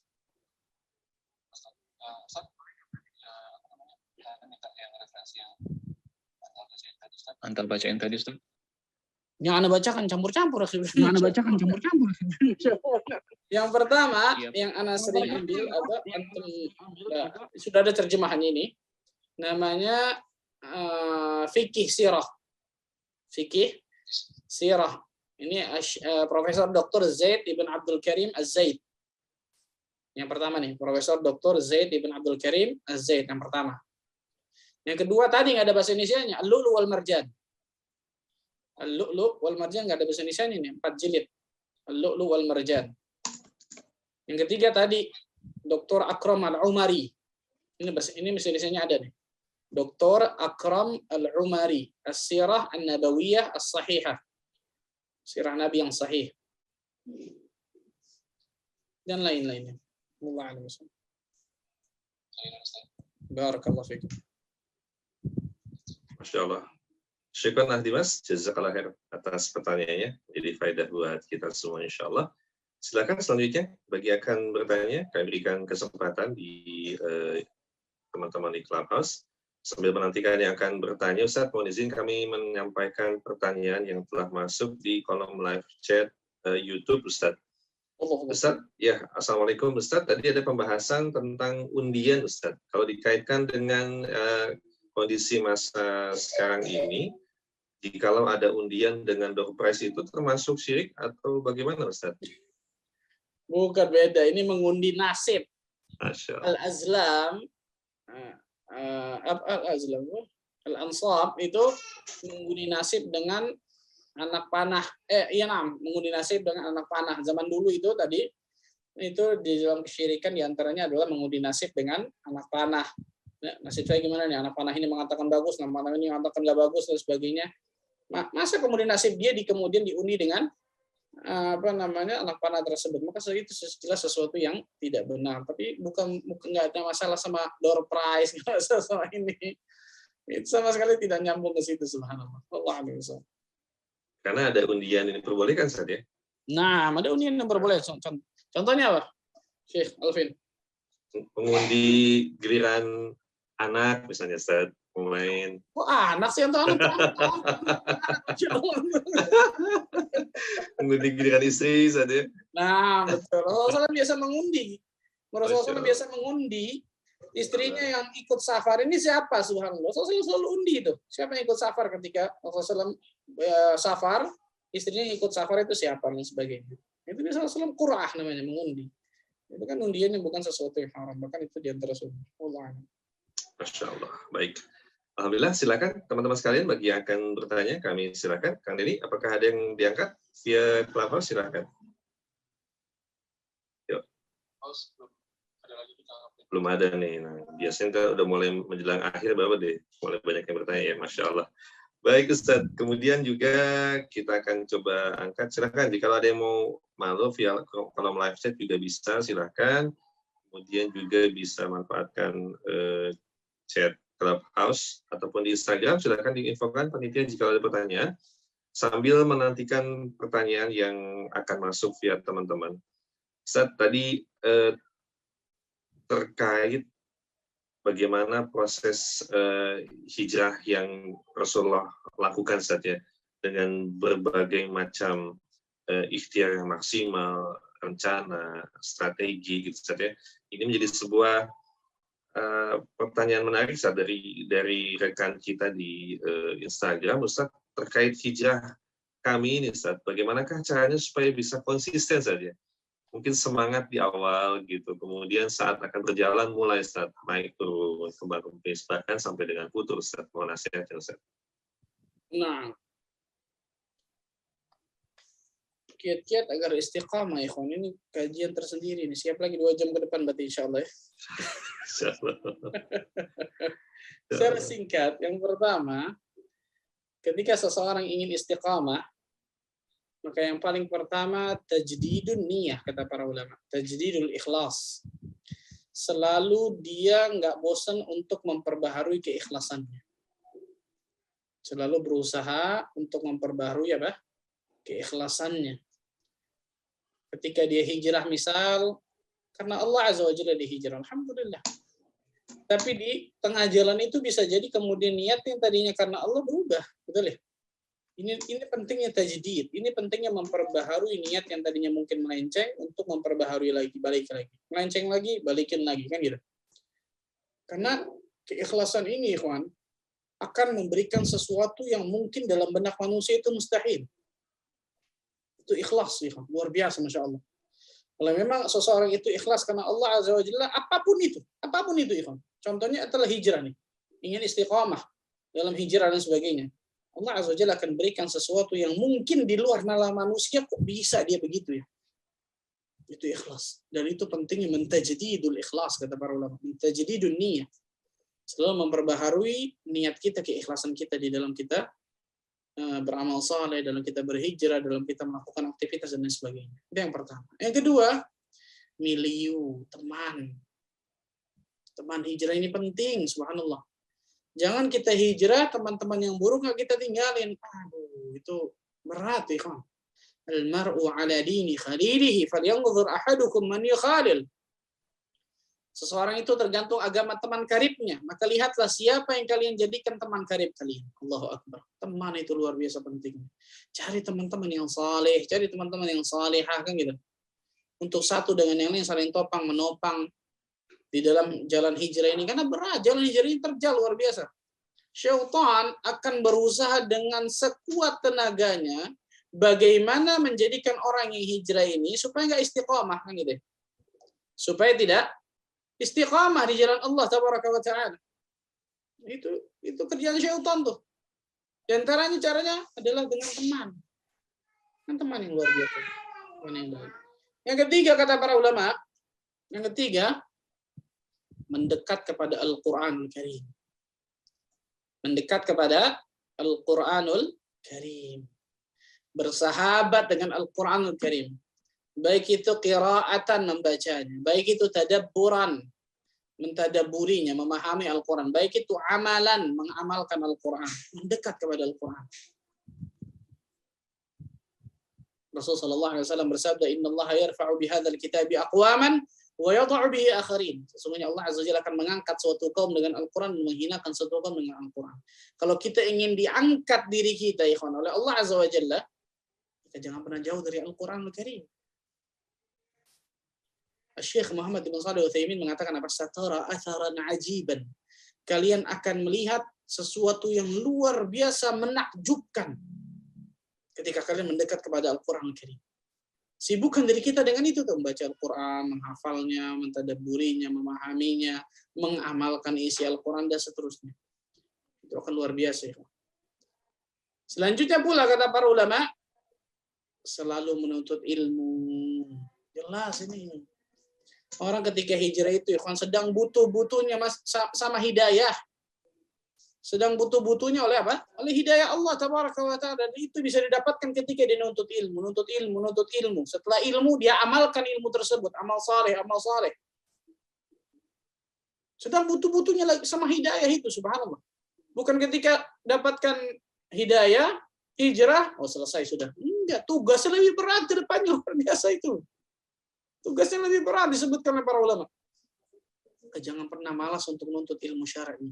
Nggak ada cerita lulus, nggak ada cerita khatam ketika menuntut ilmu syar'i itu, nggak ada cerita. Imam Ahmad bin Hanbal, Imam Al-Mubajjal, bayangkan, Al-Bahr Mutabahhar kata para ulama.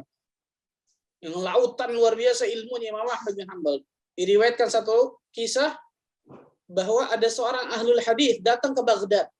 Maka murid-murid Imam Ahmad lari mengejar ahlul hadis tersebut dengan pena dan kertasnya untuk nanya hadis kepada ulama tersebut. Ternyata tanpa mereka sadari di belakang Al-Imam Ahmad bin Hanbal lari juga dengan pena dan kertasnya. Maka murid ya Imam mengatakan balagh sama balagh. Wahai Imam, kau telah mencapai derajat yang kau capai sekarang nih. Mau ngapain lari-lari seperti kami gitu, bawa pena sama kemudian apa? Kertas. Apa kata Imam Ahmad bin Hanbal? Naam. Minal mahbarah hatul maqbarah. Dari pena ini nih sampai masuk lubang kubur baru selesai. Imam besar ya ikhwan. Kita jadi imam kagak? Ya imam ini deh, imam rumah tangga deh, mending deh subhanallah.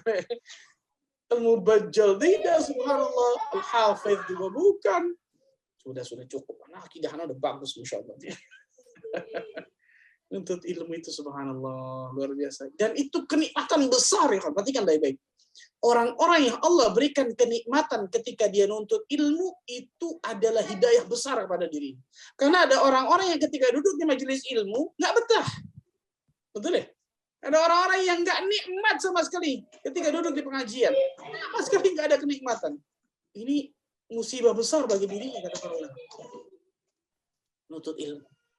Selanjutnya apa? Doa kepada Allah. Jangan putuskan doa kepada Allah. Ya muqallibal qulub, tsabbit qalbi ala dinik. Ya musarrifal qulub, sarrif qalbi ala ta'atik. Subhanallah. Doa kepada Allah Azza wa Jalla. Selanjutnya pula kata para ulama apa? Selalu membersihkan hati ini. Tazkiyatun nafs. Selalu berusaha mensucikan, membersihkan hati kita nih, jiwa kita nih. Dari berbagai macam kotoran-kotoran hati. Dari berbagai macam penyakit-penyakit hati. Riya, sum'ah, ujub, kibr, hasad, dan lain sebagainya. Karena penyakit-penyakit hati ini akan menghalangi seseorang untuk mendapatkan hidayah atau taufik dari Allah Tabaraka wa Ta'ala. Berusaha untuk selalu membersihkan hati kita. Selanjutnya kata para ulama, sering membaca kisah-kisah orang-orang soleh terdahulu. Contohnya ini. As-Sirah An-Nabawiyah, kisah para sahabat, kisah para tabi'in, kisah para ulama salaf terdahulu luar biasa. Kisah para nabi sebelum Nabi Muhammad SAW itu akan menguatkan diri kita luar biasa. Coba untuk bayangkan. Antum dari Mekah ke Madinah atau dari Madinah ke Mekah ketika umroh, naik bis, kanan kiri ngelihat padang pasir, tandus luar biasa. Rasulullah SAW jalan dengan sahabatnya Abu Bakar As-Siddiq. Bayangkan. Dari Mekah ke Madinah. Bahkan diriwayatkan Rasul dan Abu Bakar As-Siddiq nggak tidur itu. Ketika hijrah nggak tidur sampai malam, sampai pagi nggak tidur, sampai kemudian Abu Bakar menemukan ada satu tempat untuk istirahatnya Nabi. Nabi istirahat sebentar, jalan lagi. Abu Bakar nggak tidur, sampai ke Madinah. Kita jalan dari pakai bis loh ini, 5-6 jam dari Madinah ke Mekah, capek itu. Nabi SAW luar biasa untuk menjaga apa? Keimanan. Mana diri kita? Mana diri kita dengan Nabi SAW dan para sahabat, subhanallah. Membaca kisah-kisah orang saleh terdahulu dari para anbiya dan rasul, dari Nabi Muhammad SAW, dari para sahabat, tabi'in, tabi'ut tabi'in, kisah ulama salaf itu luar biasa. Itu ngecas iman kita luar biasa, Masya Allah. Nikmatan besar ketika dengan kisah-kisah tersebut. Dan lain sebagainya masih banyak insya Allah. Mudah-mudahan itu sedikit agar Allah berikan istiqamah dalam hijrah kita. Wallahu a'lam. Amin ya rabbal alamin. Baik, sudah masuk 21.18, tapi kita coba angkat pertanyaan terakhir ya. Baik, silakan kita akan angkat. Baik, silakan langsung ke inti pertanyaannya, Sister Iman, silakan. Assalamualaikum warahmatullahi wabarakatuh, Ustaz. Ana izin bertanya terkait teman itu, Ustaz. Kita kan berteman kalau bisa tidak milih untuk biar support hijrah kita secara total juga ya, Ustaz. Lalu bagaimana tentang teman kita yang belum hijrah? Kita tetap temannya sama dia, cuman frekuensinya kita kurangi untuk bertemu, untuk komunikasi. Tapi pas kita ketemu itu mereka menghargai Ana yang sudah hijrah, Ustaz, misalnya tidak ada musik di sana, terus kita tidak upload selfie di sana. Itu gimana, Ustaz? Apakah kita tetap hindari teman seperti itu, atau kita tetap stay berteman sama dia? Siapa tahu kita jadi wasilah mereka untuk pelan-pelan belajar agama, karena mereka juga ada yang bertanya tentang Ana mengenai agama gitu, Ustaz. Itu gimana? Apakah kita tetap hindari apa tetap kita stay berteman sama mereka gitu, Ustaz? Itu aja. Jazakallahu khairan, barakallahu fikum. Silakan. Ikhwan, ketika kita berhijrah bukan berarti kita hidup sendiri di tengah hutan. Ini yang penting nih, subhanallah. Kenapa? Karena banyak orang ketika hijrah itu seakan-akan kemudian seperti orang yang kaku, betul ya? Seperti nggak kenal orang. Ini salah, subhanallah. Harusnya dia tambah apa? Tambah asyik dengan orang, tambah nikmat dengan orang. Cuma kalau yang dia jadikan khalil itu tadi teman dekat, sahabat karib. Nah, ini yang harus milih-milih, betul ya? Bukan berarti kemudian semua teman-teman dulu semuanya hilang, nggak ada satupun deh. Mau yang baik, mau yang buruk, mau yang ini, mau yang itu, sama sekali nggak ada. Sekarang baru semua. Bukan seperti itu, perhatikan. Kecuali teman-teman tadi, teman-teman yang racun. Kalau Ibnu Qayyim membahasakan ada 4 pertemanan. Yang pertama laksana apa? laksana makanan pokok, yang kedua laksana obat, yang ketiga laksana penyakit, yang keempat laksana racun. Ada teman yang laksana racunin, naudzubillah. Memberikan kesesatan pada kita, memberikan kedurhakaan. Kalau kita dekat akhirnya kemudian apa? Mematikan hati kita. Ini naudzubillah, yang seperti ini sih dekat aja jangan, subhanallah, yang seperti ini. Ketika dekat malah kemudian seseorang dulunya naudzubillah mungkin pecandu narkoba, dekat dengan teman ini balik lagi narkoba. Kan bisa seperti itu, betul ya? Kalau yang seperti ini jelas jangan temenin. Tapi kalau tadi apalagi menghargai kita, kemudian nggak ada musik, nggak ada luar biasa, masya Allah, bisa mudah-mudahan dengan itu menjadi wasilah. Mudah-mudahan Allah berikan hidayah kepada diri kita, tunjukkan akhlakul karimah dan lain sebagainya. Jadi bukan berarti ketika tambah ngaji tambah kaku, tidak, subhanallah, malah sebaliknya, tambah supel kepada orang. Karena memang Rasulullah SAW bersabda, seorang mukmin yang bergaul dengan manusia dan bersabar atas gangguan mereka itu lebih afdal daripada seorang mukmin yang tidak bergaul dengan mereka dan tidak sabar akan gangguan mereka. Nah, ini disebutkan masalah itu. Kecuali saya katakan tadi teman-teman yang ternyata racun dan naudzubillah, atau penyakit yang ternyata penyakit itu berat bisa kemudian apa? Nular kepada kita. Orang-orang yang pelaku maksiat dan lain sebagainya, kalau kita dekat akhirnya kemudian nular, kita akan berbuat seperti itu. Seperti ini jangan mulai seperti ini, jelas. Bahaya mulai seperti ini. Wallahu a'lam bishawab. Baik, demikian jawaban untuk Sister Imas dan faedah untuk kita semua. Syukran. Jazakillah khair. Baik Ustadz, kini kita telah tiba saatnya untuk melaksanakan kuis nih Ustadz, Masya Allah. Ustadz akan menyiapkan 4 pertanyaan, insya Allah. Baik, dan Kang Deddy bisa dibantu ya, kita akan clear PC-nya insya Allah. Dan kita akan persilakan kepada Ustadz untuk bisa menyampaikan pertanyaan pertama, kami silahkan Ustadz. Yang pertama, siapa nama penunjuk jalan yang dibayar Nabi SAW dan dia masih musyrik? Yuk, Masya Allah. Silakan Kang Den. Masya Allah. Disclaimer ya, ini yang dulu-duluan nih, Masya Allah. Karena dia paling cepat, jadi nggak usah sungkan bagi yang pernah menang kuis juga, enggak masalah, silakan. Kita dulu-duluan, Masya Allah. Fasabiqul khairat. Silakan Kang Den, bagi yang telah menerima invitation speak, langsung di-accept ya, silakan. Baik, Mbak Fitri, silakan langsung jawabannya. Bismillahirrahmanirrahim. Jawabannya Abdullah bin Uraikid. Nah, Masya Allah. Uraikid. Alhamdulillah, Masya Allah. Baik, selamat Mbak Fitri. Alhamdulillah, silakan untuk bisa langsung screenshot dan kirimkan juga beserta datanya ke Linktree yang ada di profil Instagram Drabanias ya. Silakan. Kami nantikan data alamat lengkap untuk pengiriman hadiah, kami nantikan hingga hari Jumat maksimal, insya Allah. Dan bagi yang telah menerima hadiahnya, silakan bisa langsung post story atau mengabarkan kepada admin. Terima kasih, Mbak Fitri. Silakan selanjutnya pertanyaan kedua kami, silakan. Pertanyaan kedua, apa faktor yang memicu Rasul dan para sahabatnya hijrah? Baik. Ada beberapa tadi disebutkan, ada 4 ya, kurang lebih. Ya. Masya Allah, Masya Allah. 3 aja udah cukup insya Allah. Baik, 3 cukup. Silakan, ayo, brother, sister. Wah, sister lagi. Silakan, Ustinur. Bismillah. Yang pertama itu adanya tekanan intimidasi, siksaan dari kafir Quraisy. Yang kedua, adanya kekuatan yang akan membantu melindungi umat Islam.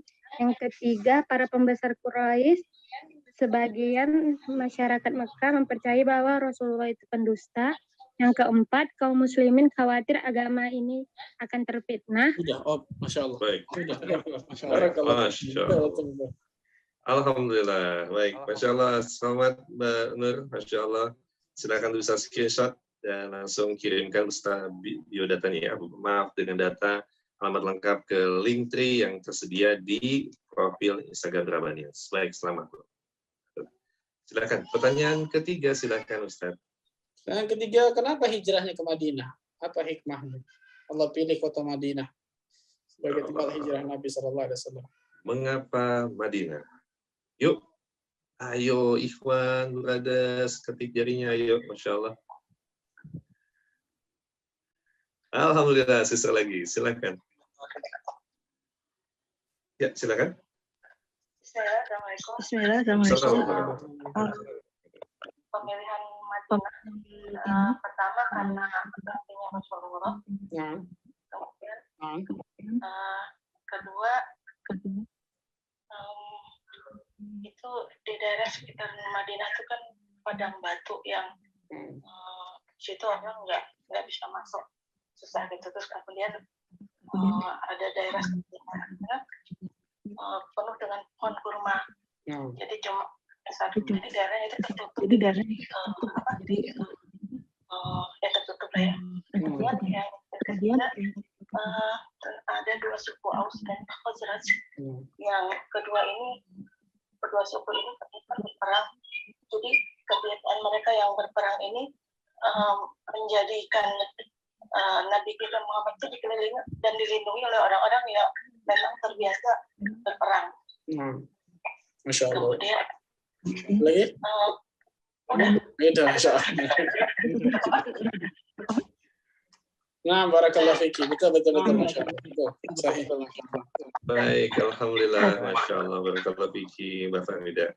Silakan ya, langsung di screenshot dan kirimkan data alamat lengkapnya ke profil. Saya udah ada link tree-nya, silakan kirimkan ke sana ya, masya Allah. Baik, Ustaz, pertanyaan terakhir, Ustaz, silakan, Pak. Siapa nama orang yang mengejar Nabi dan berhasil bertemu dengan Nabi? Sudah jatuh. Itu prostok ya. Baik, silakan. Allah.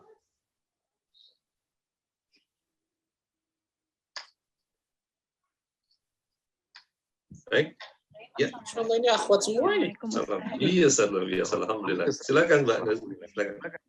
Izin menjawab, jawabannya Suraqah bin Malik bin Ju'shum. Masya Allah. Barakallahu fiki.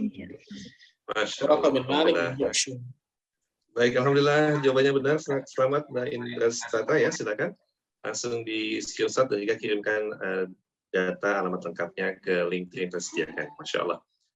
Baik, alhamdulillah selamat kepada para pemenang. Masya Allah, barakallahu fiikum. Dan 4 aja, bukan 5 nih, Vin. Apa, Zat? 4 aja, bukan 5 nih. Masya Allah, maksimal 4, Zat. Bro. Nah, pikir yang kelima, kalau ada yang kelima, nah suruh ceritain hijrah Nabi dari awal sampai akhir lagi. Ya Allah. Masya Allah, alhamdulillah. Teman sekalian selamat ya kepada teman-teman yang telah berhasil memenangkan hadiahnya, dinantikan hadiahnya. Dan sebelum itu silakan kirimkan alamat lengkap dan sebagainya ke profil Instagram Berabaya, ada link di sana untuk bisa diisi. Dan insya Allah hadiah persembahan dari Menuju Izzah, dari Izzah, kemudian juga Bayi Kipti, dan juga Mami Shine. Masya Allah. Silakan dinantikan hadiahnya. Bagi yang telah menerimanya, silakan bisa berkabar ya. Mino bisa di post story, mengabarkan pada yang lainnya. Juga silakan juga untuk bisa menginfokan kegiatan kita ini ke teman-teman yang lainnya bahwa kita rutin setiap malam, insya Allah. Baik, Ustadz, barangkali ada untuk terkait kajian kita pada malam ini, kami silakan, Ustadz. Nah, barakallahu fikum. Ikhwani wa akhwati fiddin, rahimani wa rahimakumullah. Itu baru sepenggal kisah dari hijrah Rasul sallallahu alaihi wasallam ke kota Madinah. Dan mudah-mudahan sedikit dari cerita Nabi Sallallahu Alaihi Wasallam ini bisa menggugah diri kita untuk terus membaca dan belajar tentang sirah nabawiyah. Coba tanya bagi diri kita semua. Apakah di rumah kita ada buku tentang sirah nabawiyah atau tidak? Pertanyaan pertama. Oh ada Pak Ustaz. Pertanyaan yang kedua. Dibaca atau tidak buku itu? Atau hanya jadi pajangan saja? Kita mengatakan kita cinta kepada Nabi kita Muhammad SAW, kita mengidolakan beliau luar biasa. Tapi kita ketika ditanya ada berapa anak Nabi, bingung. Ada berapa istri Nabi SAW, bingung. Berapa kali Rasul SAW ikut peperangan, bingung. Dan lain sebagainya. Orang yang mengidolakan seseorang, maka dia akan tahu dari A sampai Z, dari alif sampai ya orang tersebut. Betul ya? Orang mengidolakan klub bola, salah satu klub, wah dia tahu, hatta cadangannya dia tahu, nomor punggungnya dia tahu, subhanallah. Kita mengatakan kita cinta kepada Nabi kita Muhammad SAW, tapi kalau kita nggak pernah baca sirah nabawiyah dari awal sampai akhir gitu, subhanallah. Padahal di dalamnya penuh dengan pelajaran dan hikmah luar biasa besar dan banyak, masya Allah. Kemudian yang kedua tadi pelajaran masalah hijrah ya. Hijrah ini jalan yang terjal, sulit luar biasa, tapi yakinlah dengan usaha yang maksimal, dengan doa kepada Allah. Dan dengan bertawakal kepada Allah Azza wa Jalla akan memberikan kemudahan bagi diri kita. Rasulullah SAW bersabda, "Ihris 'ala ma yanfa'uka wasta'in billah wa la ta'jiz."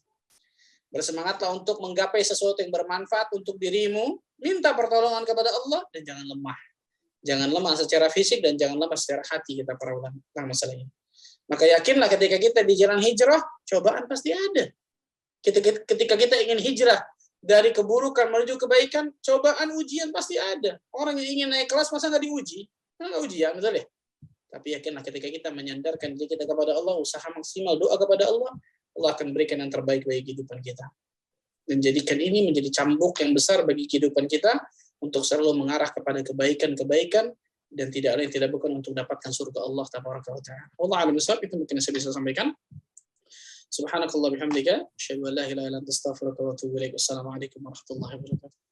Waalaikumsalam warahmatullahi wabarakatuh. Kami ucapkan syukran wa jazakallah khair kepada guru kita Al-Ustaz Ahmad Rashid Basher hafizahullah taala yang telah menyampaikan materi pada malam ini. Demikian teman-teman sekalian, alhamdulillah kita bersyukur pada Allah atas nikmat dan juga ilmu yang kita dapatkan pada malam ini, dan kita mohon kepada Allah semoga jadi ilmu bermanfaat insyaallah taala. Dan juga teman sekalian, nantikan terus kajian kita berikutnya. Kita akan rutin setiap Rabu malam dan semoga Allah mudahkan kita untuk bersiap-siap untuk bisa melaksanakan kajian offline. Oleh karena itu, yuk bersama-sama kita manfaatkan pintu kebaikan yang terbuka berupa kesempatan untuk bisa mendonasikan harta terbaik kamu untuk mensupport kegiatan dakwah kita bersama ini. Masya Allah. Silakan untuk bisa langsung mensupport kegiatan kita dengan menginfakkan, mentransfer harta terbaik kamu ke Bank Syariah Indonesia nomor rekening 8099091 ke Bank 451 atas nama Yayasan Kajian Islam Asia. Dan tanpa perlu konfirmasi ulang, silakan info selengkapnya bisa dicek di Instagram Drabani Asia. Sekali lagi, donasikan harta terbaik kamu, manfaatkan pintu kebaikan terbuka, dan semoga memudahkan kita untuk bisa berjumpa di kajian online maupun offline. Semoga dalam waktu dekat insyaallah ta'ala. Tetap semangat ya insyaallah. Baik, demikian kajian kita pada malam ini. Kang Denny, syukur Kang ya. Jazakallah khair atas kesempatan dan waktunya. Masya Allah. Dan juga terima kasih banyak kembali kepada Drabani Izzah, baik Kipti, kemudian Mami Shine, dan buat teman-teman semua tetap semangat ya. Semoga memudahkan kita semua berjumpa di Majelis Ilmu insyaallah. Baik, dan kita akan akhiri majelis kita dengan baca doa penutup majelis. Subhanakallahumma wa bihamdika asyhadu an la ilaha illa anta astaghfiruka wa atubu ilaik. Wassallallahu ala nabiyina Muhammadin wa ala alihi wasallam. Afin undur pamit. Wassalamualaikum warahmatullahi wabarakatuh.